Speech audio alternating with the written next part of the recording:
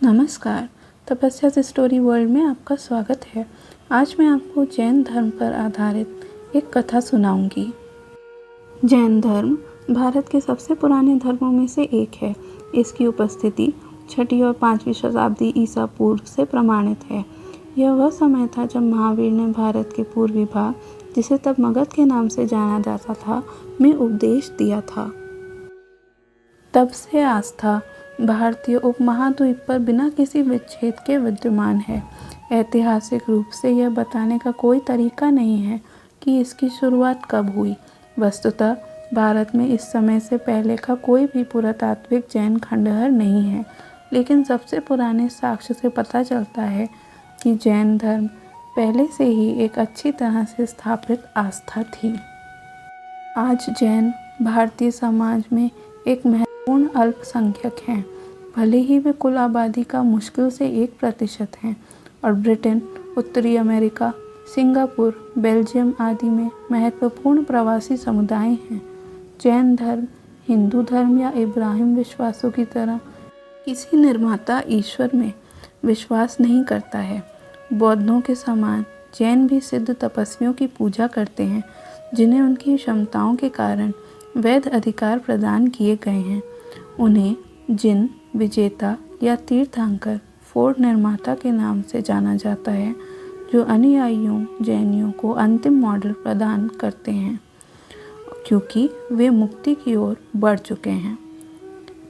महावीर 24वें जिन थे। उनके पूर्ववर्ती ऐतिहासिक शख्सियत नहीं है, लेकिन इससे सम्मान और पूजा में उनके स्थान पर कोई असर नहीं पड़ता है। उनका अस्तित्व वंश के विचार पर जोर देता है, जो जैन धर्म के केंद्र में है। इस प्रकार महावीर एक संस्थापक के बजाय एक निरंतर सुधारक हैं। जैसा कि उनके बारे में अक्सर कहा जाता है, जिना क्या हैं? सभी जिना एक समान जीवन जीते थे। वे शाही परिवारों में राजकुमारों के रूप में हुए थे और मामले के आधार पर शादी से पहले या बाद में धार्मिक दीक्षा लेने के लिए समाज से अलग हो गए थे। उनकी तपस्वी जीवन का पहला चरण परीक्षणों से भरा था, जिसे उनके चुनौतियों का सामना करने पर अपनी दृढ़ता दिखाते हुए पार करना था। इस आध्यात्मिक विकास ने अंततः पूर्ण ज्ञानोदय को जन्म दिया, जिसे जैन धर्म में सर्वज्ञता केवल ज्ञान के रूप में जाना जाता है। कोई जिना इस अवस्था में पहुंचता है तो हर जगह की हर चीज़ को समझने में सक्षम हो जाते हैं, चाहे वह अतीत, वर्तमान या भविष्य से संबंधित हो। फिर वे दूसरों को सिद्धांत सिखा सकते हैं। यह एक सामान्य सभा के दौरान होता है, जहां जिना केंद्र में बैठता है, जिसे सभी प्राणी, चाहे वे कहीं भी हों, सुनते और देखते हैं। फिर वह दिव्य ध्वनि का उच्चारण करता है, जिसके परिणाम स्वरूप उसके और उसके प्रत्यक्ष शिष्यों द्वारा शिक्षण का विस्तार होता है और उसके चारों ओर भिक्षुओं, ननों और आम अनुयायियों का एक समुदाय बनता है। जब उसका जीवन काल समाप्त हो जाता है तो पूर्णता प्राप्त कर लेता है, तो जिना मानव शरीर को हमेशा के लिए छोड़ देता है और पुनर्जन्म के चक्र से मुक्ति प्राप्त करता है। ऐसा कहा जाता है कि महावीर 72 वर्ष जीवित रहे, एक राजकुमार के रूप में 30 वर्ष और एक तपस्वी के रूप में 42 वर्ष। ऐतिहासिक दृष्टि से हालांकि सबूतों की कमी के कारण उनके जीवन की सटीक तारीखों पर अभी भी बहस चल रही है। श्वेतांबर संप्रदाय का कहना है कि उनकी तारीखें 599 से लेकर 527 ईसा पूर्व हैं। दिगंबर संप्रदाय का कहना है कि वे 599 से लेकर 510 ईसा पूर्व हैं और आधुनिक विद्वान 549 से लेकर 477 ईसा पूर्व का सुझाव देते हैं। जैन विश्व दृष्टि की मुख्य विशेषताएं क्या हैं? जैन धर्म को मुक्ति का मार्ग या शुद्धि का मार्ग कहा जा सकता है। इसे सही विश्वास, सही समझ और सही आचरण से युक्त के रूप में परिभाषित किया गया है। जैन शिक्षण अपने कई रूपों में इन 3 रत्नों का विस्तार है, जिनका क्रम महत्वपूर्ण है और तर्क संगतता की चिंता पर जोर देता है, क्योंकि एक दूसरे की ओर ले जाता है। कोई व्यक्ति उचित आचरण तभी कर सकता है जब उसे उचित के बारे में पता हो, जो मौजूद है उसका विश्लेषण करने का तरीका पता हो। सही आस्था का अर्थ है 9 सत्यों का सिद्धांतों के अस्तित्व को पहचानना। पहला तथ्य ये है कि संवेदनशील आत्माएं या जीवित प्राणी जीव हैं। दूसरा तथ्य ये है कि समय या स्थान जैसी गैर संवेदनशील या भौतिक चीज़ें अजीब हैं। तीसरा तथ्य ये है कि कर्म आत्मा में प्रवाहित होते हैं। चौथा तथ्य ये है कि आत्मा में एक बार कर्म उसके साथ जुड़ जाते हैं। पांचवा तथ्य ये है कि गतिविधि के ऐसे रूप हैं जो अच्छे हैं, उन्हें पुण्य कहते हैं। छठा तथ्य ये है कि गतिविधि के कुछ ऐसे रूप हैं जो बुरे हैं, जिन्हें पाप कहते हैं। सातवां तथ्य ये है कि कर्म का प्रवाह अवरुद्ध होना चाहिए। आठवां तथ्य ये है कि जो कर्म प्रवाहित हुआ है उसे नष्ट कर देना चाहिए। नवां तथ्य ये है कि एक बार जब सभी कर्म समाप्त हो जाते हैं तो पुनर्जन्म के चक्र से अंतिम मुक्ति या मोक्ष होता है। यह व्यवस्थित विश्व दृष्टिकोण जैनियों की जीवन शैली और उनकी धार्मिक प्रथाओं का आधार बनता है। जैन समाज में जीवन जीने के 2 तरीके हैं, एक तपस्वियों के लिए सख्त और गैर तपस्वियों के लिए एक नरम तरीका। जो पेशेवर और पारिवारिक जीवन में लगे हुए हैं, दुनिया में रहते हैं और अक्सर सामान्य कहलाते हैं। अनुयायी एक और पुरुष और दूसरी ओर महिला भिक्षुक, तो एक और पुरुष और दूसरी ओर महिला अनुयायी 4 प्रकार के जैन समुदाय का निर्माण करते हैं। मठवासी जीवन को एक आदर्श उद्देश्य माना जाता है, लेकिन जैन धर्म ने आम लोगों के लिए दैनिक अभ्यास में ईमानदारी से अपनी आस्था जीने के लिए बहुत सारी संभावनाएं तैयार की हैं। जैन भिक्षुक वे लोग हैं जो दीक्षा नामक आधिकारिक दीक्षा समारोह के बाद भिक्षु या नन बन गए हैं। वे सामान्य जीवन त्याग देते हैं, एक नया नाम प्राप्त करते हैं और मठवासी व्यवस्था के अनुसार मठवासी उपकरण प्राप्त करते हैं जिससे वे संबंधित होंगे। फिर वे भ्रमणशील जीवन जीते हैं, लंबी दूरी तक पैदल चलते हैं और सामान्य नियम के रूप में परिवहन के किसी भी साधन का उपयोग नहीं करते हैं। वे 5 महान महाव्रतों के अनुरूप हैं जो व्यवहार का एक व्यापक ढांचा प्रदान करते हैं। अहिंसा, सत्य, जो नहीं दिया गया उसे ना लेना, अस्तेय, ब्रह्मचर्य, अनासक्ति या अपरिग्रह। सामान्य अनुयायियों के लिए कुछ समान व्रतों में आवश्यक समायोजन किए जाते हैं। उदाहरण के लिए भिक्षुक का आदर्श पूर्ण ब्रह्मचर्य है।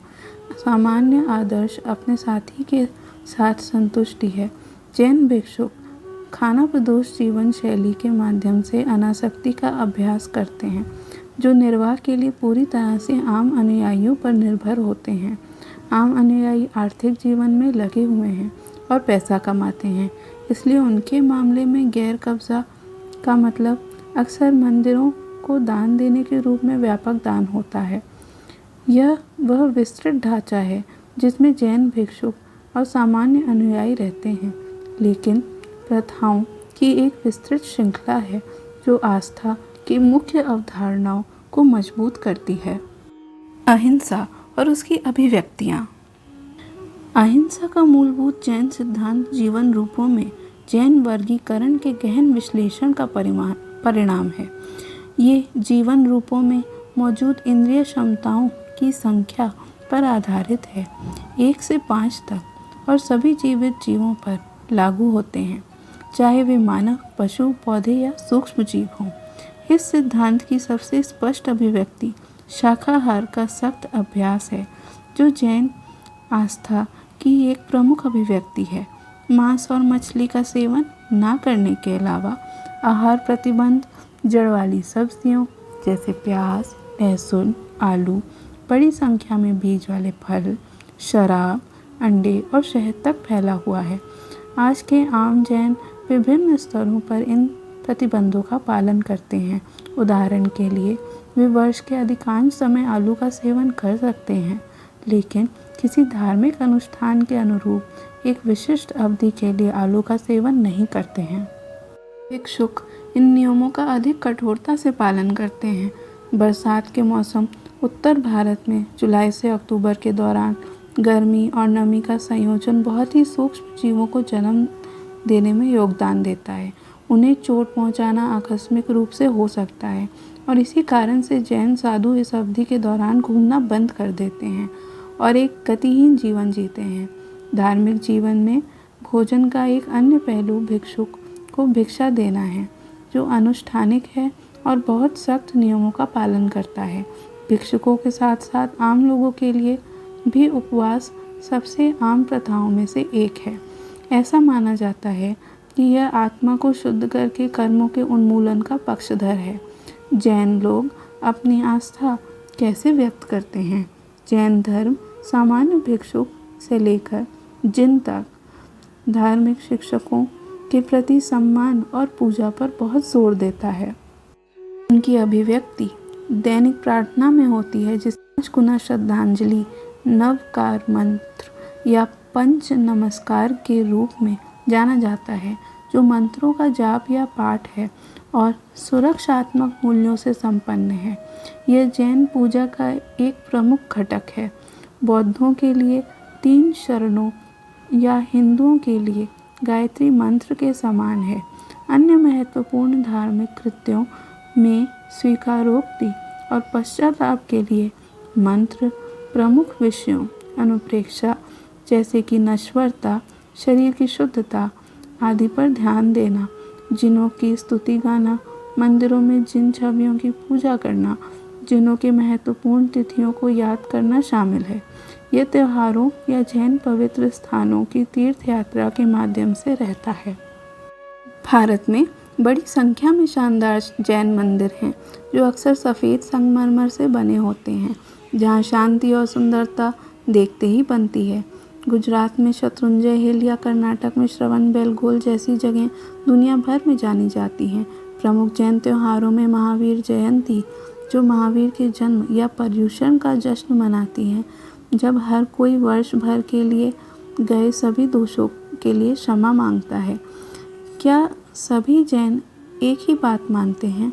इतने लंबे और महत्वपूर्ण इतिहास के बाद यह उम्मीद की जानी चाहिए कि जैन हमेशा हर बात पर सहमत नहीं रहे हैं और विश्वास या व्यवहार में इन मतभेदों के परिणाम स्वरूप विभाजन हुआ है।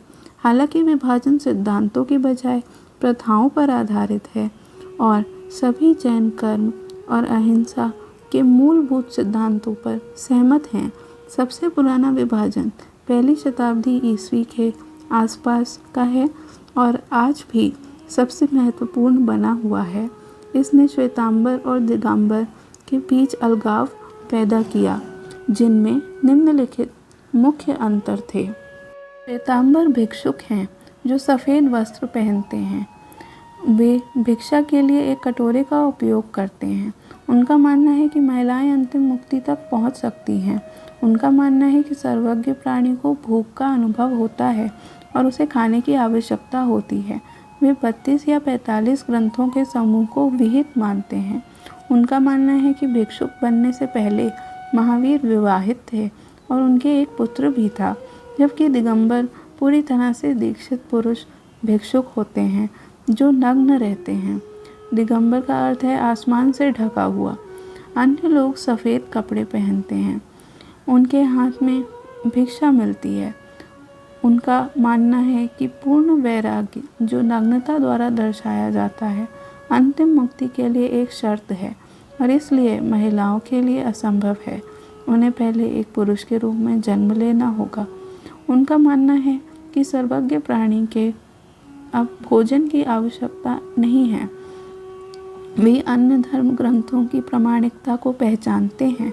उनका मानना है कि महावीर पूर्ण ब्रह्मचारी थे। 15वीं शताब्दी में श्वेतांबरों के बीच छवि पूजा की प्रामाणिकता के संबंध में एक उपखंड उभरा। मूर्ति पूजक छवि पूजक हैं।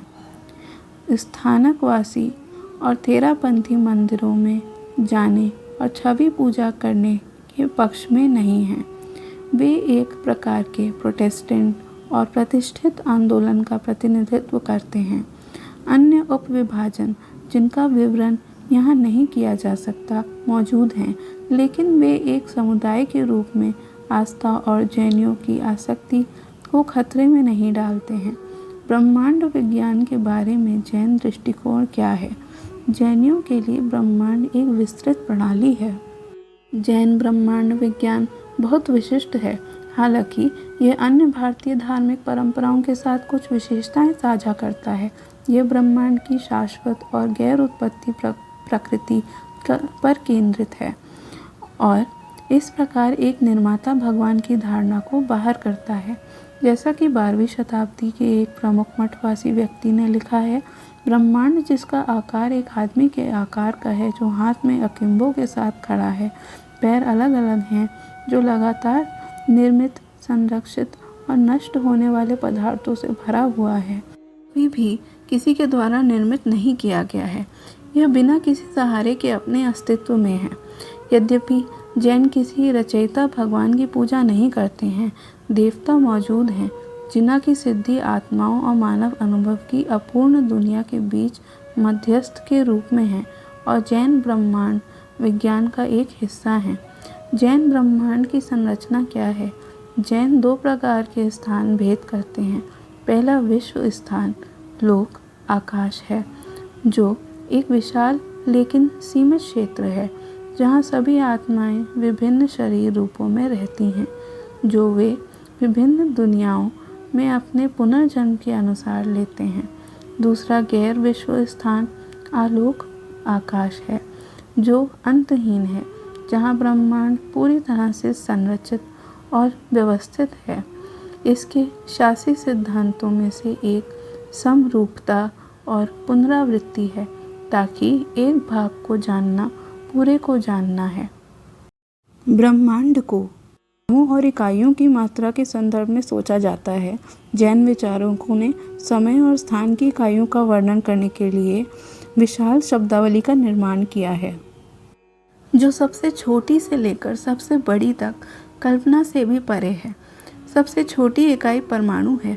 परमाणुओं का अनंत संयोजन माप की सबसे छोटी इकाई बनाता है। दूसरे छोर पर जैनियों ने संख्यात्मक, असंख्य और अनंत पर विचार करते हुए अत्यंत बड़ी संख्याओं का परिष्कृत विश्लेषण तैयार किया है। जैन ब्रह्मांड विज्ञान गणितीय अवधारणाओं और गणनाओं के एक महत्वपूर्ण स्थान देता है, ताकि जैनियों द्वारा लिखे गए गणितीय ग्रंथ ब्रह्मांड संबंधी संदर्भों से उनके उदाहरणात्मक उदाहरण ले सकें। श्वेतांबर और दिगंबर ब्रह्मांड की संरचना और उसके तत्वों पर सहमत हैं, लेकिन कई नामों और संख्याओं पर भिन्न हैं। जैन धर्म को समझने के लिए जैन ब्रह्मांड विज्ञान को समझना महत्वपूर्ण है। आत्मा एक स्वाभाविक शुद्ध पदार्थ है, लेकिन अवतार और गतिविधि के कारण अच्छा या बुरा यह कर्म जमा करता है। भौतिक पदार्थ आत्मा की पवित्रता को देता है और ब्रह्मांड के भीतर पुनर्जन्म के चक्र उत्पन्न करता है, जब तक कि यह अंततः समाप्त न हो जाए। पुनर्जन्म नियति गति के निम्नलिखित 4 रूपों में से एक हो सकता है: मनुष्य के रूप में, नरक के वासी के रूप में, देवता के रूप में, एक जानवर या पौधे के रूप में। आध्यात्मिक प्रगति के लिए इन ब्रह्मांड संबंधी सिद्धांतों की समझ की आवश्यकता होती है। ब्रह्मांड का चिंतन करना भी चिंतन विषयों की प्रणाली में शामिल है। ये रूप कहाँ रहते हैं? विश्व स्थान, लोक आकाश, जहाँ सभी आत्माएं रहती हैं, 3 लोकों में विभाजित है। निचले, मध्य और ऊपरी के उनके संप्रदाय एक ब्रह्मांडीय व्यक्ति के रूप में प्रतिनिधित्व दर्शाते हैं। दुनिया के शीर्ष पर एक ऐसा क्षेत्र भी है जहाँ मुक्त आत्माएं, अब पुनर्जन्म जिनका नहीं होना है, कभी भी खत्म होने वाले आनंद में रहती हैं और पूर्ण ज्ञान से युक्त होती हैं। इसे सिद्ध शिला के रूप में जाना जाता है और ब्रह्मांडीय मनुष्य के माथे पर एक अर्धचंद्र द्वारा दर्शाया गया है। दुनिया अधोलोक 7 आरोपित नरक पिरामिड से बनी है। जैसे जैसे कोई नीचे जाता है, वो गहरे और गहरे होते जाते हैं। वहाँ नरकवासी निवास करते हैं। वे जितना निचले स्तर पर रहते हैं, उतना ही अधिक वे विभिन्न यातनाओं से पीड़ित होते हैं। कलाकारों को वहाँ के जीवन की जीवंत तस्वीरें बनाना और नारकीय प्राणियों को विभिन्न प्रकार की यातनाओं से गुजरना पसंद है। आत्माओं का जन्म नरकों में होता है क्योंकि उन्होंने हिंसक व्यवहार किया है और अत्यधिक स्वामित्व वाली हैं। इस तरह के दृष्टिकोण और कार्य जैन जीवन को नियंत्रित करने वाले मौलिक नियमों को तोड़ते हैं।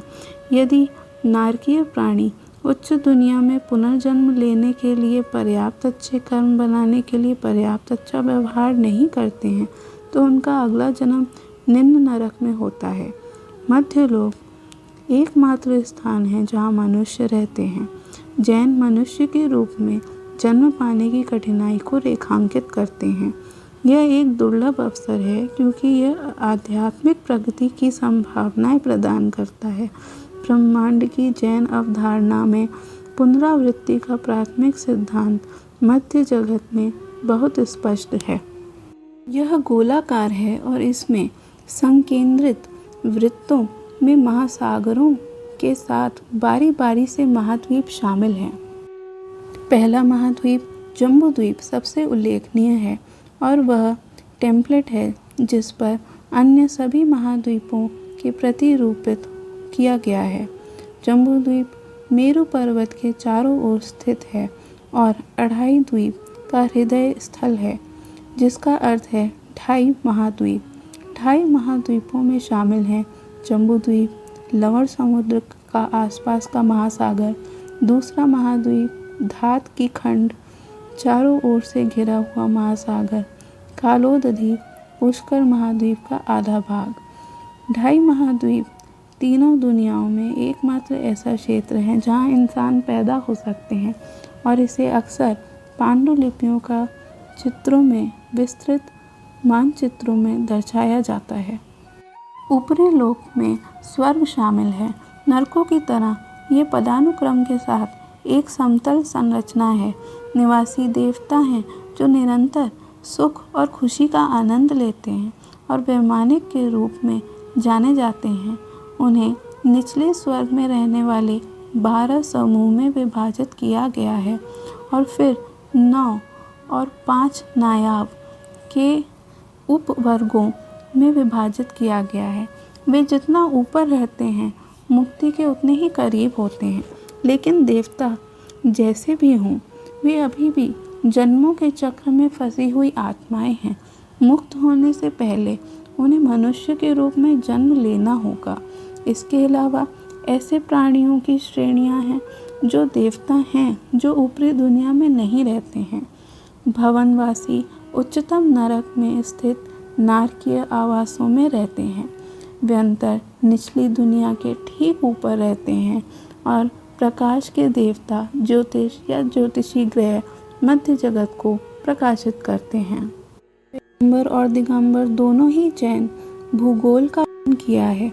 पुनर्जन्म के रूपों और अवधि के साथ जीवित प्राणियों की श्रेणियों पर चर्चा की है और कहानियाँ लिखी हैं जो दर्शाती हैं कि कैसे प्राणी तीनों लोकों में आगे और पीछे यात्रा करते हैं। तत्वार्थ सूत्र जैसे सिद्धांतों के संग्रह के भीतर ब्रह्मांड संबंधी मामलों पर लंबा विकास दर्शाता है कि वे कितने महत्वपूर्ण हैं। इसमें राक्षसी प्राणियों के आयाम, स्थलाकृति, स्तर और निवास स्थान, उनकी शारीरिक विशेषताओं, कष्टों और जीवन काल का वर्णन, मनुष्यों के वर्गों और उनके जीवन काल के साथ साथ मध्य दुनिया का पूरा भूगोल शामिल है। इसके बाद ऊपरी दुनिया में रहने वाले देवताओं के वर्गों और उनके जीवन काल की पूरी व्याख्या की गई। ब्रह्मांड विज्ञान पर बड़ी संख्या में विशिष्ट ग्रंथ दिगंबर और श्वेतांबर दोनों द्वारा लिखे गए हैं। उत्तरार्ध में 2 प्राकृत रचनाएं व्यापक हैं। क्षेत्र समास भौगोलिक सामग्री पर जोर देता है। महाद्वीपों, महासागरों, ग्रहों आदि का वर्णन। संग्रहणियाँ कर्म और आध्यात्मिक प्रगति के संबंध में ब्रह्मांड से अधिक चिंतित हैं प्राणी। यह उस अवधि की गवाही देता है जब जैन ने ज्ञान के इस क्षेत्र में बढ़ती रुचि दिखाई। शायद नए भौगोलिक और खगोलीय ज्ञान की प्रतिक्रिया के रूप में जो मुसलमानों और ईसाइयों द्वारा भारत में लाया गया था। ब्रह्मांड विज्ञान का अध्ययन केवल ग्रंथों तक ही केंद्रित नहीं रहा है। दृश्य कला की एक ठोस परंपरा विकसित हुई है, विशेषकर मध्यकाल से। अभी जिन 3 प्रकार के ग्रंथों का उल्लेख किया गया है वे हैं जिन्हें पांडुलिपियों में सबसे अधिक बार चित्रित किया गया है। तीर्थयात्री चल सकता है और सीधे दुनिया में घूमने का अनुभव कर सकता है। यद्यपि कुछ जैन विश्वासियों का मानना है कि उनके ब्रह्मांड विज्ञान में आधुनिक विज्ञान की जड़ें शामिल हैं और बाद वाले को नज़रअंदाज किया जाना चाहिए। उनमें से अधिकांश व्यवहारिक दृष्टिकोण अपनाते हैं और धार्मिक कारणों से पारंपरिक ब्रह्मांड संबंधी सिद्धांतों का अध्ययन जारी रखते हैं, वैज्ञानिक विकास को स्वीकार करते हैं। बाहुबली, जिसे गोमटेश्वर भी कहा जाता है, भारतीय धर्म जैन धर्म की परंपराओं के अनुसार पहले तीर्थंकर, शाब्दिक रूप से फोर्ड निर्माता, उद्धारकर्ता के लिए एक रूपक, ऋषभनाथ के पुत्र। ऐसा कहा जाता है कि वह लाखों वर्ष पहले जीवित थे। राज्य पर नियंत्रण के लिए बाहुबली ने अपने सौतेले भाई के साथ द्वंद्व जीता, जिसके बाद जैनियों का मानना है कि वे उसे लौकिक मामलों की क्षणभंगुरता का एहसास हुआ और उसने दुनिया को त्याग दिया। तब स्थिर खड़े रहे, पैर सीधे और भुजाएं बगल में, कार्योत्सर्ग शरीर को त्यागने की यौगिक स्थिति में पूरे 1 वर्ष तक ध्यान करते रहे। वह अपने आसपास की दुनिया से इतना बेखबर थे कि बेलें बिना किसी बाधा के उनके हाथों और पैरों तक बढ़ गईं और एंथिल उसके पैरों के चारों ओर उगाए। उनके ध्यान ने उन्हें मानवीय जुनून पर सच्ची जीत दिलाई और जैन धर्म के दिगंबर संप्रदाय की मान्यताओं के अनुसार उन्हें मुक्ति पाने के लिए कल्प का पहला मानव बनने में सक्षम बनाया। तो दोस्तों, आशा करती हूँ आपको आज की हमारी कहानी पसंद आई होगी। कृपया इस वीडियो को लाइक करिए और ऐसी और कथाएं सुनने के लिए हमारा चैनल सब्सक्राइब करिए और बेल आइकन अवश्य दबाइए। धन्यवाद।